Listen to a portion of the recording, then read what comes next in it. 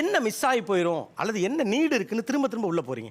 Current இன்ஃபர்மேஷன்ல இருந்து ரொம்ப தூரம் போயிடுவோமோ, புதுசா ஒரு பிரேக்கிங் நியூஸ் வருது இல்லாத ஒரு இன்ஃபர்மேஷன்ஸ் வருது அப்படின்னா லேட்டா வியூ பண்ணிடுவோமோ. கரண்ட் அப்டேட்ஸ் கொஞ்சம் லேட்டா வியூ பண்ணா என்ன ஆயிடும்? எனக்கு தான் ஃபர்ஸ்ட் தெரிஞ்சிருக்கு இந்த இன்ஃபர்மேஷன் அப்படி ஃப்ரெண்ட் சர்க்கிள் நான் ரொம்ப இன்ட்ரெஸ்டா ஷேர் பண்றேன். நான் ஒரு ஜீனியஸ், நான் வந்து ஒரு கரண்ட் அஃபேர்ஸ்ல வந்து நான் ஸ்ட்ராங்கா இருக்கேன்னு ஒரு பில்டப் பண்ணிக்கிறேன் சார்.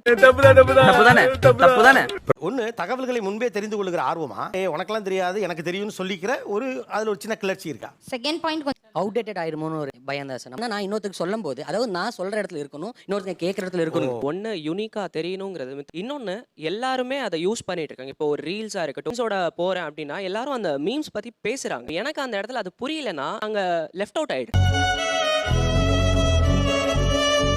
அதனாலேயே நான் அதை பார்க்கணும் அப்படிங்கிற சுச்சுவேஷன்ல இருக்கேன் சார். இப்போ ஒரு டான்ஸ் பார்க்குறோம், கண்டினியூஸாக அது வந்து பார்க்கும்போது நம்மளால முடியாது, அவங்க பண்ணும்போது அந்த ஒரு சாட்டிஸ்ஃபேக்ஷன், அந்த ஒரு சந்தோஷம் எங்களுக்கு கிடைக்குது.